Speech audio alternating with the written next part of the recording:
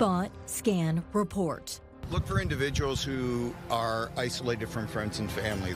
Windsor Police launch a new campaign and online portal to combat human trafficking.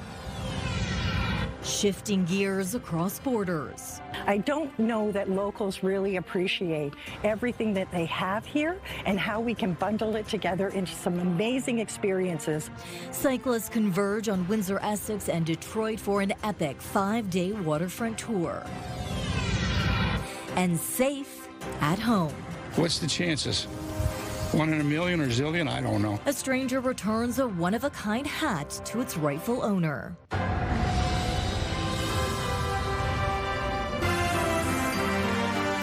CTV News with Stefanie Masotti.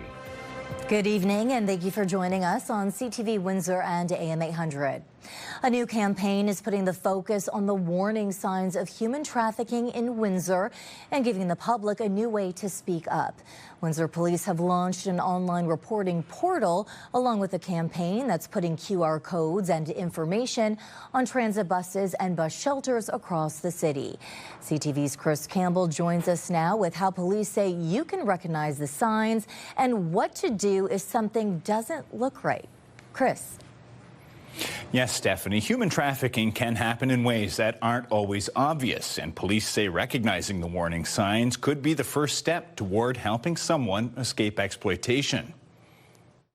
Windsor Police are putting a new tool in the hands of the public, one designed to make it easier to spot the signs of human trafficking and report it. Look for individuals who are isolated from friends and family. That's usually the first step. If you know someone who was previously gregarious and outgoing and suddenly is now in a new relationship and suddenly is withdrawn, that is usually one of our key factors. Inspector David DeLuca says human trafficking can take many forms. It can involve vulnerable young people, but it can also involve forced labor, including people brought to Canada with promises of a job. So far this year, Windsor Police have laid 43 charges in 8 separate cases. And now a new online portal is making it easier for people to report concerns, whether it's about themselves or someone they know. So the online report, when you pull it up, it's simply a series of fill in the blanks. Very easy to do.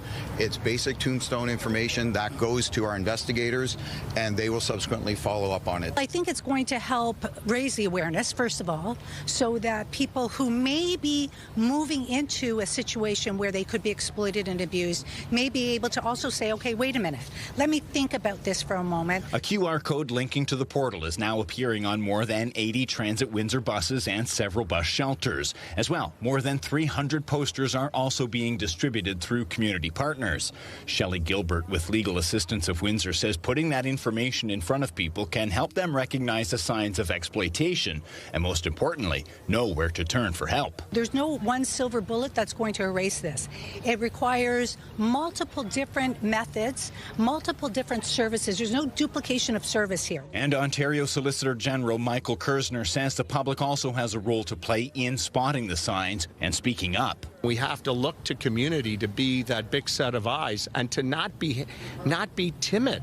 Don't hesitate when it comes time to doing the right thing, helping somebody in need. There's a lot of very small cues that the public could be seeing but not aware of what they're seeing. So if you see something, say something.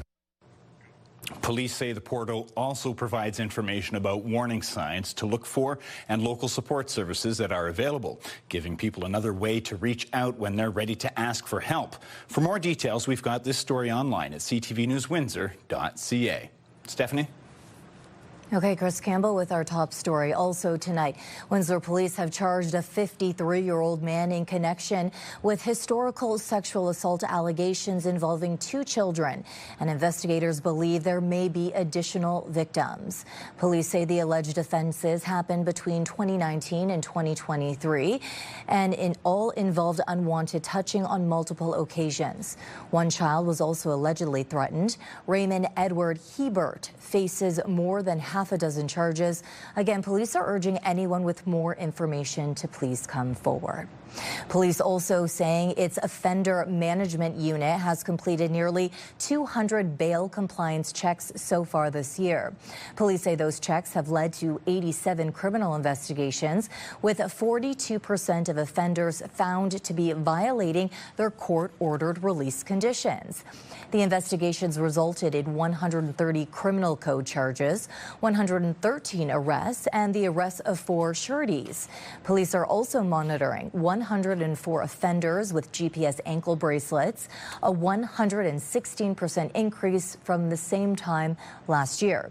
The service says release conditions are designed to protect the community, and officers will take action when those conditions are breached. A potential strike by Windsor-Essex paramedics is less than 2 months away, and while EMS is considered an essential service, services could still be reduced if there's no deal. As CTV's Robert Lothian reports, contract talks between the union and the county are showing signs of strain.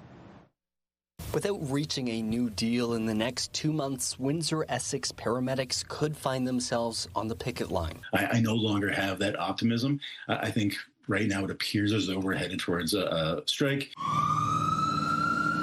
QP Local 2974 setting a new strike date of October 5th. It comes as the county asks the Ontario Labour Relations Board to reconsider the Essential Ambulances Services Agreement. The original ruling paves the way for a 20% reduction in staff. The county appears to want that number brought down. We want to make sure that everybody, including the public, has as much knowledge, as much runway to learn the issues and to get informed and to have their say. Tense talks continue with new allegations. Union President James Yovanovich says they are exploring labor-related charges over the alleged actions of 2 unnamed county councillors. 2 members are alleged to have approached our paramedics. The effective result was sowing dissent, some intimidation, issues that they were raising where they couldn't possibly contextualize, nor would they. In a statement to CTV News, the county denies that it or any individual member of council has engaged in bad faith bargaining, going on to say the county remains prepared to continue negotiations in an effort to reach an agreement. As talks fracture the relationship, hope for reaching that agreement is dwindling. We're going to urge them to maintain bargaining, stick to negotiations, keep that urgency to get to a deal, but if not, we're prepared to follow through with that potential strike. A bargaining date is set for August 24th. Without any confirmation, the county will be back at the table, and the clock now ticks towards a potential strike bound to impact the community. Robert Lothian, CTV News, Windsor. Meteorologist Gary Archibald joining us now from the Weather Center tonight. Gary, a hazy day today. Hazy and humid. Good evening, Stephanie. Good evening, folks. Some light showers this afternoon, say between 2:45, 4 o'clock, started to see it.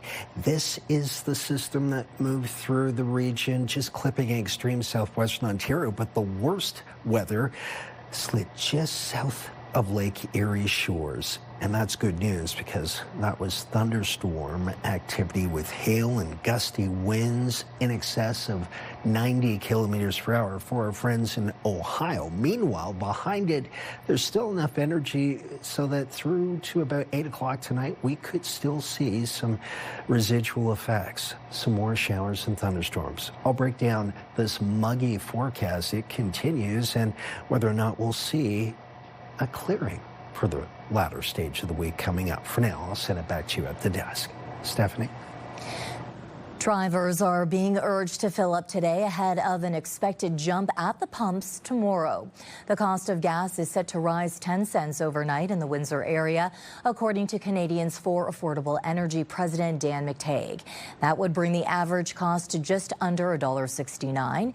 McTague is also predicting that diesel will rise by 12 cents to roughly $2.21 a liter. There is no doubt that this has been the wildest ride in energy prices we've ever seen. Worse than 2008, I might add. A lot of stuff back then.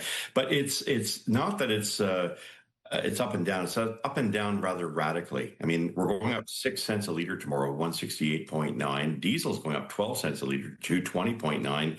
Now, we've seen these numbers before, but, you know, the anticipation of prices going up and down, I think, is pretty critical because it's going to save people a lot of money. But this time, it's a little different. You know, we don't have this midweek declaration by President Trump that things are getting better. There's a deal just around the corner, or a response by Iran that maybe there might be a cessation of hostilities. McTagg adds the strategic petroleum reserve in the U.S. has dropped below 300 million barrels for the first time since the 1980s. Cyclists now have a new way to experience Windsor and Detroit. The Great Waterfront Trail Adventure is underway this week, bringing more than 100 riders to Windsor, Essex, and Pelee Island. And for the first time, the route crosses an international bridge. That's where we find CTV's Bob Belichico tonight. Bob. Well, Stephanie, there are cyclists from all over North America here in the region for the next 5 days. People from Calgary, down south in Florida, even Maryland, Michigan. Now, the youngest is 20, the oldest is 87.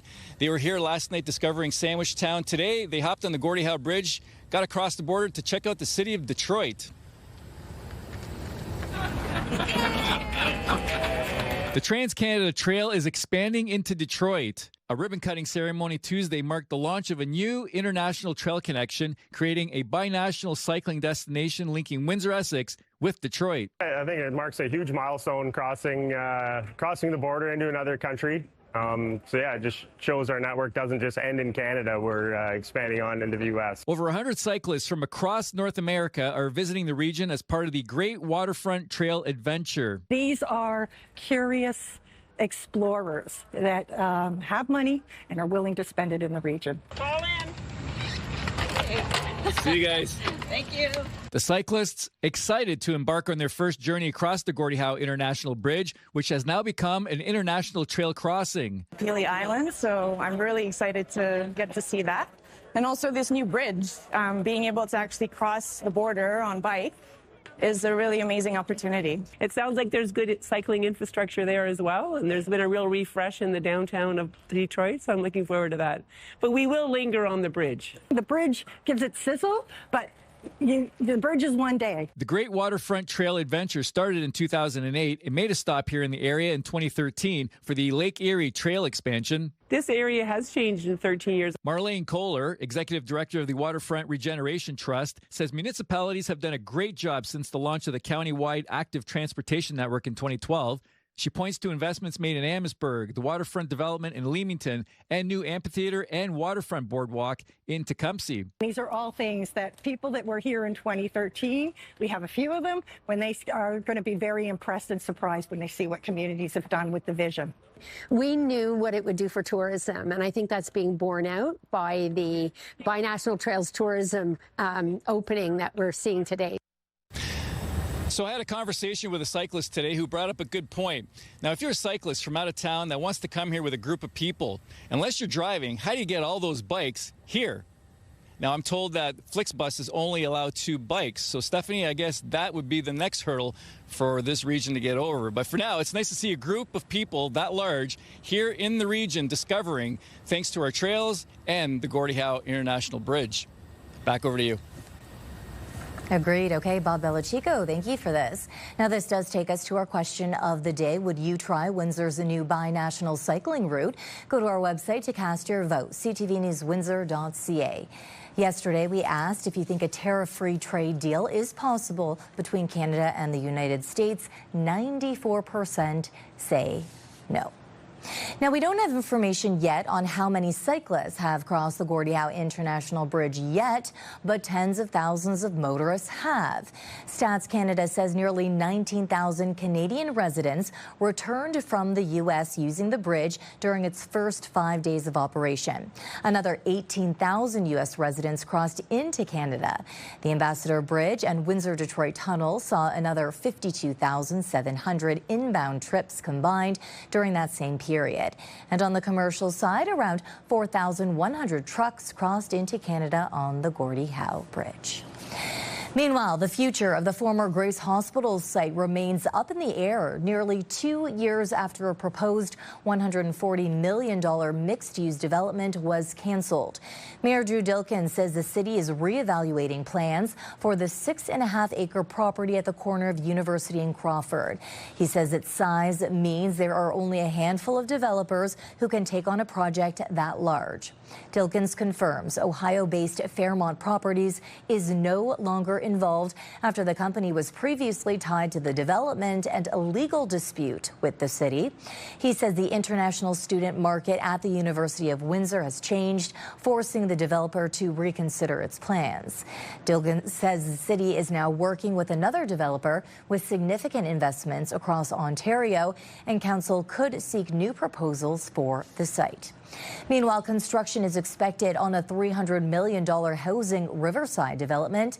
Dilkens says Fari Holdings is ready to start the 200-unit project at the Karen Avenue parking lot near Pitt Street, pending environmental remediation, as the location was a gas station.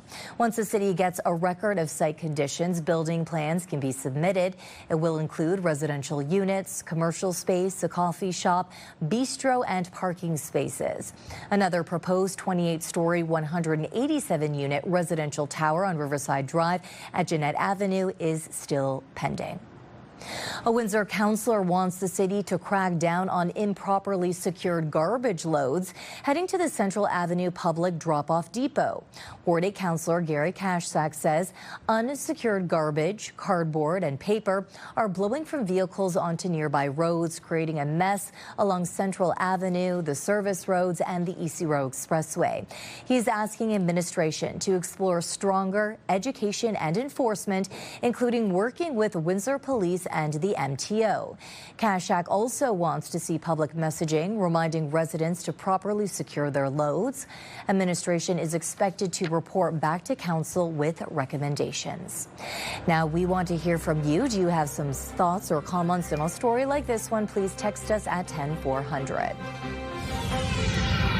A possible trade framework could soon land on President Donald Trump's desk. Still ahead on Windsor's news leader, when Canada and the U.S. could have a deal. A lost baseball cap, a stranger, and a 1 in a million coincidence. Coming up, how part of a player's uniform found its way back home in less than 24 hours. And tomorrow, a Windsor Selects pitcher has a rare shot at the big leagues. Gavin Campbell is the only Canadian playing in a summer league directly tied to the MLB. That's tomorrow at 6 on CTV News. Extra hands have arrived to help fight the flames in Summerland, British Columbia. The mayor warning residents brace for what's not there. Houses, businesses burnt to the ground. CTV's Andrew Johnson spoke to some of those who've fled the raging inferno. When Joel Patton and his family escaped their home near Summerland, flames that had traveled kilometers in just minutes were already at his back door. My 5-year-old Chloe, she was tears. She had 3 bags on. I'm saying, hey, honey, you know, Dad's not scared. You're not scared. So we calmly got them out. But it wasn't until he saw this photo the next morning the worst was confirmed. His home is gone. We've lost everything in the fire. 4 days later, Patton's safe in Penticton, working to collect donations for his community. The entire district of Summerland and part of Peachland to the north remain evacuated. The fire grew overnight. It's now more than 178 square kilometers. That's double the size of the town. Reduced smoke in the area actually hurt the firefight, allowing more oxygen and heat to get through. Even last night, without much wind, we were seeing very challenging conditions and quite significant growth in some areas of that wildfire. As the evacuation drags on, more impacts to the community become clear. Jesse Ritchie's Waterfront restaurant is one of many forced to throw out spoiled food.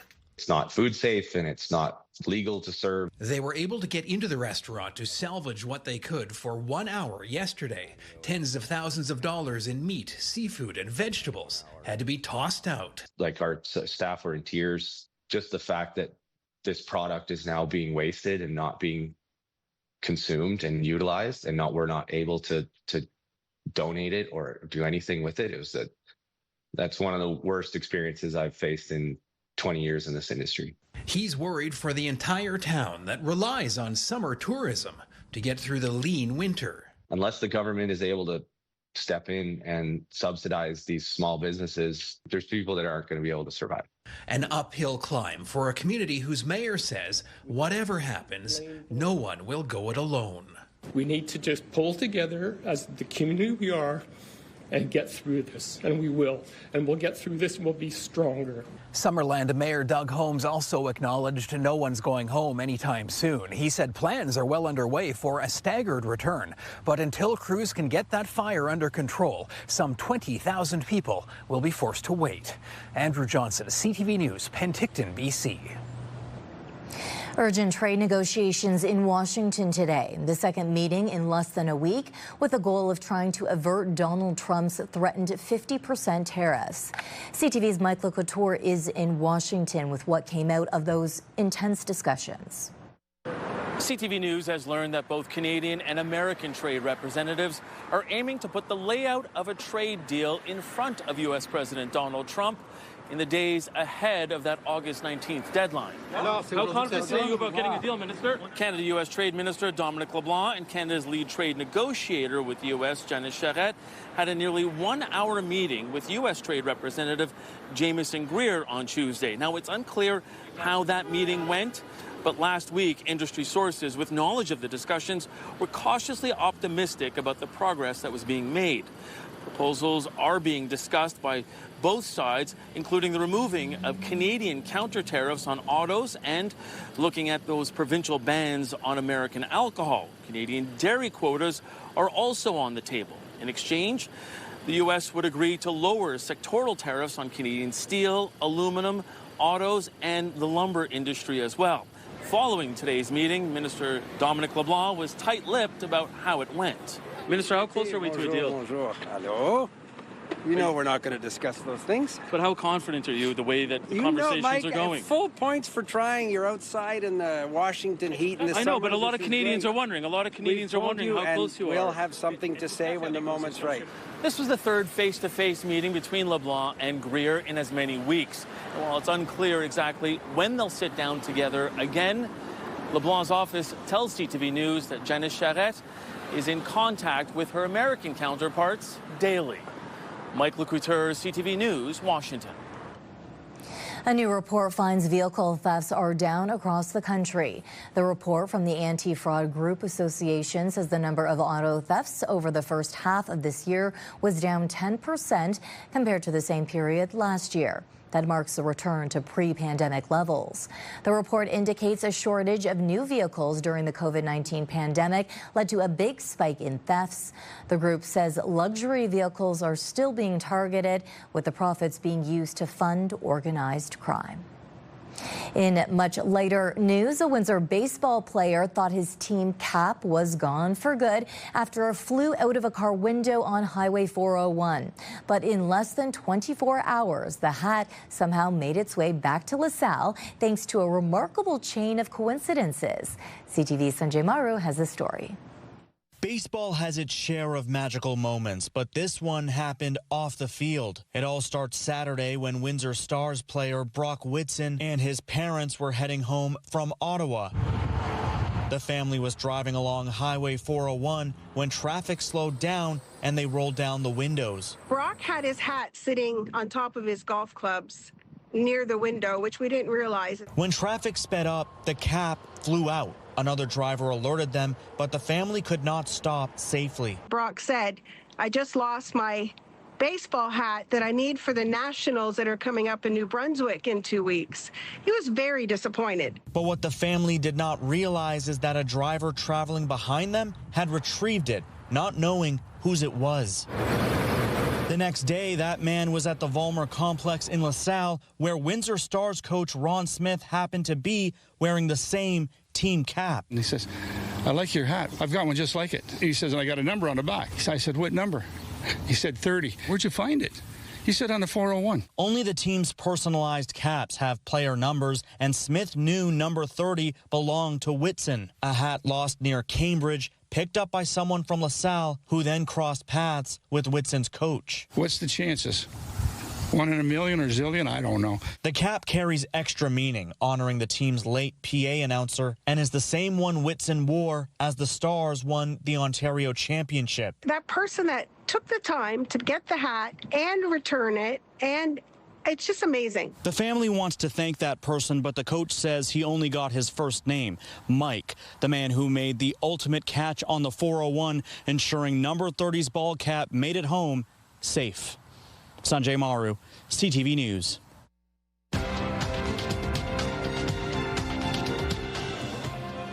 In Toronto, the TSX gained 18 points, while in New York, the Dow lost 184. The Nasdaq fell 160. The Canadian dollar is up 0.07 of a cent. Gold gained $21 an ounce, and oil added $107 a barrel. Coming up, a promising new treatment could help tame one of menopause's most common and uncomfortable symptoms, hot flashes.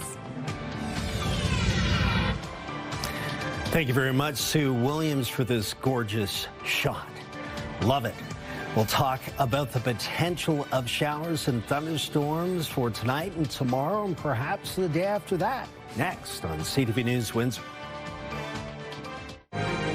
Discussion here at Windsor City Hall. Windsor's top stories. A major project is about to get underway. Breaking news alerts. Severe weather is a possibility. And watch live. Good evening, and thank you for joining us. Download the CTV News app.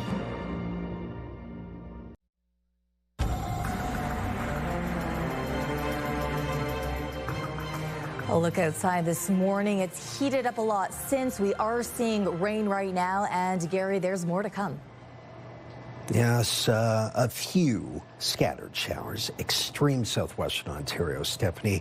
Through the latter stage of this afternoon was a light sprinkle down by the riverside, say about 4 or 5 p.m. And now a little bit more as we head towards, say, 7 p.m. along the north shores of Lake Erie. Today's daytime high was seasonal. We should be at 27. We were at 27. It felt a lot warmer. Let's talk about temperatures and how it's all going to work out. With respects to the air quality, of course, it's been decent in the 3 zone, near 4, but that's still in the green zone. Not too much to see here. We'll keep that trend going, hopefully, for tomorrow. We're still looking at mid-20s right now, but it feels warmer under hazy, cloudy conditions across the region, and some rain across Amherstburg, LaSalle, our friends in Leamington, Kingsville, Pelee Island, and The Point. Also dealing with showers, humid conditions still. Feels between about 33, 34 to as warm as 36. And a nasty spell of showers right through the heart of Ohio. Cleveland getting into it. So we are just missing some of the worst weather right along the south shores of Lake Erie. Significant thunderstorm activity. There's a chance in behind it we'll see residual effects. Second wave post-frontal activity. But for the most part, it's light showers between now and, say, 8, 9 o'clock. The worst case scenario is pop-up thunderstorms through the overnight. There's enough heat and instability in the atmosphere percolating. There is a trend, at least with one of the models, suggesting anywhere between London and Toronto along the 401 corridor could get into some storminess. So tonight, a slight possibility of rain through to 8, 9 o'clock as mentioned. Partly cloudy thereafter, 10 through to midnight. At midnight, 22 feels like about 30, so it's still humid this evening into early morning, technically Wednesday morning. Take a look at our Enercarousel 7-day forecast. Another humid day tomorrow, 28 feels like 34. Scattered showers through the afternoon with a possible thunderstorm risk is certainly in the offing. Thursday, Friday, we'll go from showers to fairer weather, 28, 26, and then 26 to 28 between Saturday and Tuesday of next week. Mid to upper 20s still in store.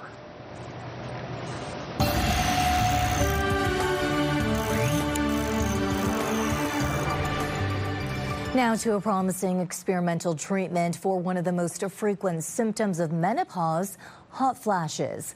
As CTV's Adrian Gabriel reports, a Vancouver company says its menopause treatment can significantly reduce some symptoms.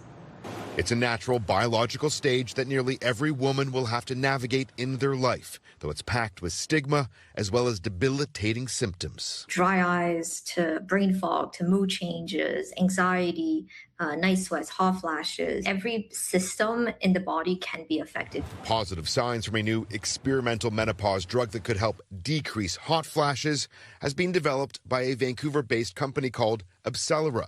Now, the news has sent the company's stock skyward, while also providing hope for those searching for a non-hormonal alternative to hormone therapy. There's so many women who, unfortunately they have breast cancer, for example, and they can't take hormones, right? So this would be like a good alternative. Advocates say that for too long, women have been suffering in silence, unable to access reliable treatments during their prime adult years. At the height of my professional career, I had never heard of the word perimenopause, had no idea that you could have 30-plus symptoms. A study by the Menopause Foundation of Canada found that 1 in 2 women feel unprepared for this stage of life, while 4 in 10 are reporting that they feel alone.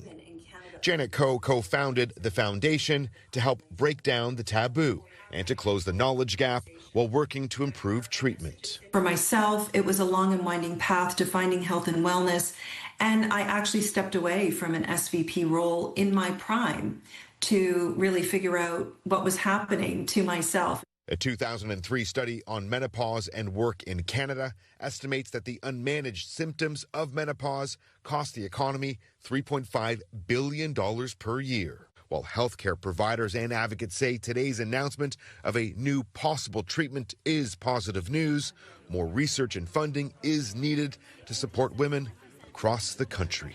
An additional 12-week trial is expected for the new drug later this year. If approved, dosage would likely be a once-a-month self-injection. Adrian Gabriel, CTV News, Toronto. Hotel Dieu Grace Healthcare is marking the first anniversary of the Bob Probert Tecumseh campus, which opened its doors to patients in March of 2025. In its first year, the campus has provided care to 422 patients through more than 9,100 appointments. More than 100 of those patients are seniors. Services include physiotherapy, occupational therapy, cardiac wellness, and geriatric assessments. Hotel Dieu Grace Healthcare says the campus is helping reduce barriers by bringing care closer to home. It helps a lot for my conditions, for my heart surgery after, which is very helpful. Exercise is very good. Was a lot of things was improved in my health, which is obviously is telling me something is doing really good here. A lesser-known grain could help farmers cut costs and help the environment. Next, the research into Kernza.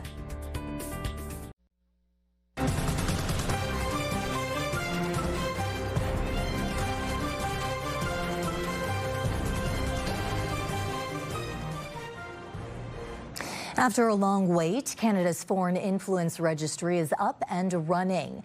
The commissioner responsible for the program says it will increase transparency.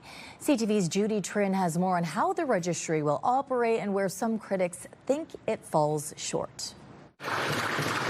2 years after Parliament passed the Countering Foreign Interference Law, agents lobbying for foreign powers will now need to add their names to a registry or face up to $1 million in fines. So it enhances the transparency of these activities, provides Canadians with the opportunity to understand who's trying to influence them, where that influence is coming. An influence registry was one of the recommendations in Justice Mary-Josée Hogue's report, which highlighted how China, Russia, India, and Iran had covertly meddled in the political process in Canada.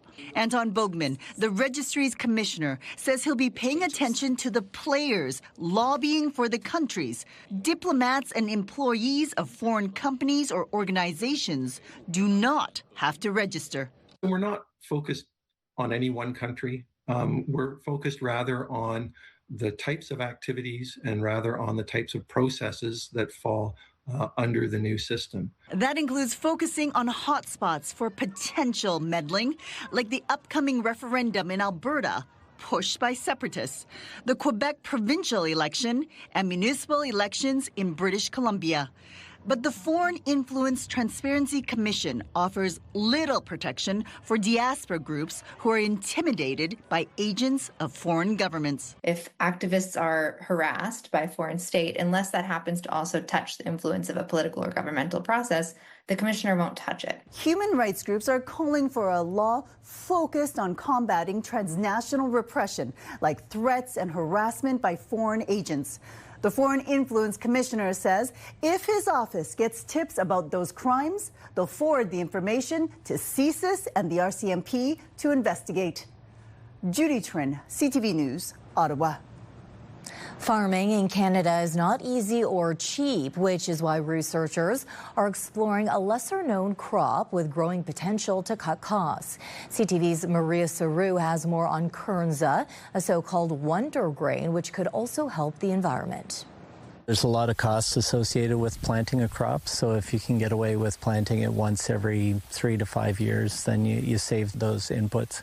Research scientist Erin Mills says wheat can cost up to $800 to plant per acre, but for Kernza, it's closer to $100. And it can also do double duty, producing both grain and forage for livestock. But there are trade-offs like lower returns, and the market is limited, making it a good fit for farmers looking for a rotational crop. It's not for everybody. What we try to do is add more tools to the toolbox for farmers. One of Kernza's biggest advantages may be below ground. Its roots stay in the soil year-round, storing carbon pulled from the atmosphere. And because it needs less fertilizer and fewer trips across the field, researchers say it can also cut greenhouse gas emissions. Not only can it survive in maritime conditions, but also western winters. So land isn't left bare between crops. I'm out west where this was prairie, and the great soils that we had were the result of having the permanent ground cover. So there are some maybe long-term benefits for all of us. He adds, Kernza is already being used to make artisan bread and brew beer, but there's potential for more.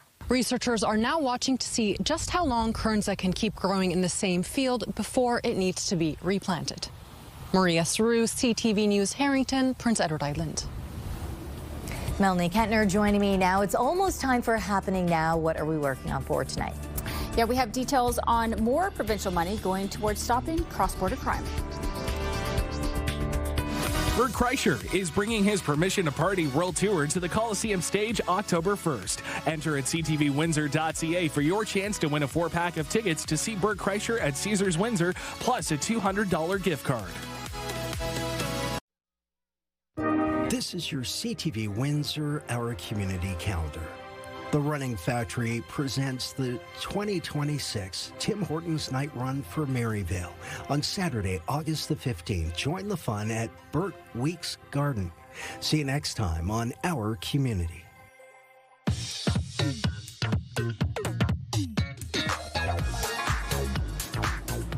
So, Melanie, you have details about another investment the province announced in Windsor earlier today. That's right. This one focused on protecting the border and stopping illegal drugs, guns, and other contraband.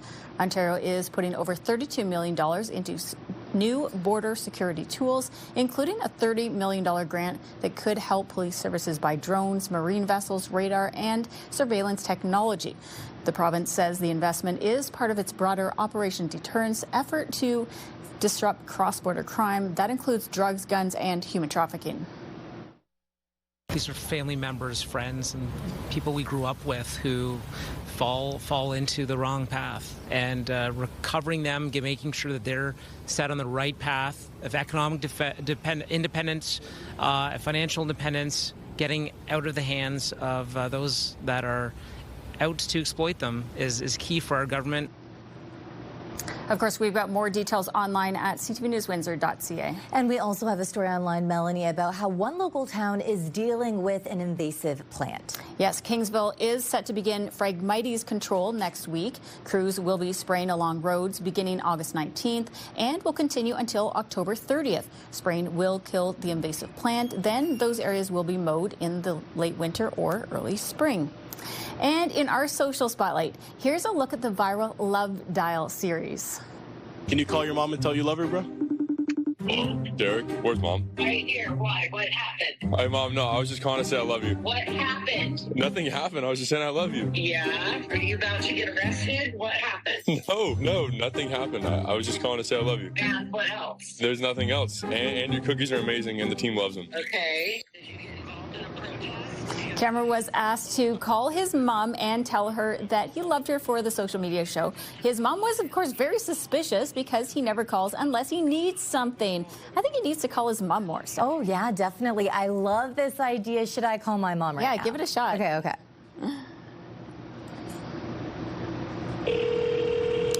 Hopefully she picks up.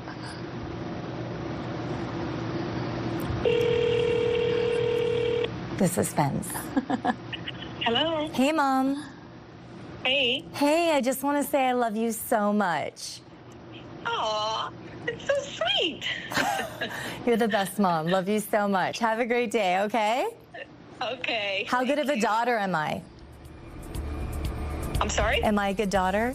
Do you love me too? You're a fantastic daughter. I love you too, of course. Of course I do, from the bottom of my heart. Oh, okay. Talk to you later, Mom. Okay. Okay, bye. Bye. See, that's how it's supposed to go.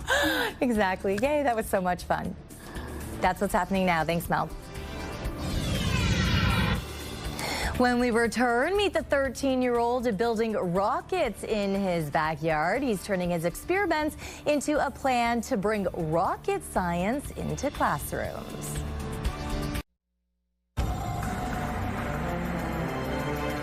Hey, it's my backyard again.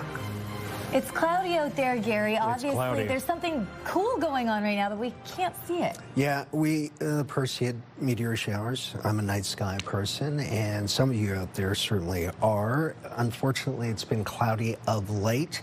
Cloudy tonight. The peak is the 12th and 13th of August, so unfortunately with showers now, cloudy tonight, cloudy tomorrow, not the best. But if you see a break in the sky cover tonight and tomorrow night, technically in the mornings, pre-dawn, check it out, because you might be able to see, with your naked eye, some beautiful streaks in the sky, no doubt. Wednesday, warm, muggy, showers a good possibility, I think, greater than 40%. And then Thursday, still showers, mid-20s. The average temperature over the next 7 days is about 27.4 degrees Celsius. That's seasonal for this time of the year, but it is muggy. Case in point today, it felt like about 35 out there. Okay, Gary, thank you. Travis, we have a great end to a story about a summer outing that's gone very wrong, unfortunately. Yeah, probably about the exact opposite of how you would want a tubing trip to go. This is turning into a days-long search for a trio of missing tubers in the Michigan wilderness. A family who set out for a spontaneous outing on the Muskegon River last Tuesday. Tonight, we have the dramatic body camera footage of them being found 3 days later. So quite a, not exactly a lazy river. No. Okay, thank you, Travis. Finally, tonight, a 13-year-old boy in Victoria has planted a rocket garden. Now, you won't find any arugula in it, but you will find models that are out of this world. As CTV's Adam Sawatsky explains, the idea was first planted when he was just 7 years old. This is our normal garden. His mom's garden, which is filled with flowers. And then over here, we got the rocket garden. His garden, Alex Rose points out, which is populated with prototypes. SJ1, a little crispy. Before the 13-year-old reveals how his rocket got roasted, his mom Amanda says the seeds of Alex's garden were planted when he taught himself how to code software at 7 and constructed his first AI-powered robot by 9. He wants to be thinking out of the box and just finds a way to make his ideas happen. After selling a few of those robots, which was part of the business plan he devised in middle school to build his own tech company, Alex invested the profits into making rockets. Rocketry is hard. I made the mistake of thinking it would be easy. It's not. Well, it's certainly not easy to teach kids, because a rocket's explosive propulsion is potentially dangerous. Launching rockets was not really part of the curriculum, so he just came up with other ways to do it. Which brings us back to the rocket garden's Burnt Bloom, which Alex did successfully launch without explosives before an overheated circuit board made it burst into flames. It's a learning process, and every new one you make is better than the last one. Undeterred, Alex created a new battery-powered system, built a mini jet-style propulsion engine, and coded an application to operate it all. Most aerospace companies don't have a chair to launch their rockets, but then again, most companies are not what Alex has named TORI, an acronym for the Teaching of Rockets Initiative. Most people don't have the money to fly out to Florida and watch the real rockets, so if we could bring smaller model rockets into schools, that would be amazing. Once he's mastered how to make simple, safe rockets, Alex is planning to produce the components in his shed and share them with teachers across the region so other students can be inspired through learning hands-on. If you solve a problem and you have the answer to this, why wouldn't you give that to someone else who's in need? Because along with a big brain, Alex is cultivating an even bigger heart. Adam Sawatsky, CTV News, Victoria. Definitely a big brain, a big heart. I can tell you if rockets were brought into elementary schools, kids would go crazy. Oh, yeah. I used to build them. I still have a kit that I haven't built yet that I bought years ago. I would like to fire that up. Yeah. And I love how we kept them. Trial and error, right? That's amazing. That's really cool. Yeah. Okay. Have a fire extinguisher nearby. Yes, of course. Of course. Safety first. On behalf of our dedicated team here at CTV News Windsor, thank you for watching. For updates throughout the evening, go to ctvnewswindsor.ca. Gary and I will be back with your only late local newscast at 11. Good night. See you then.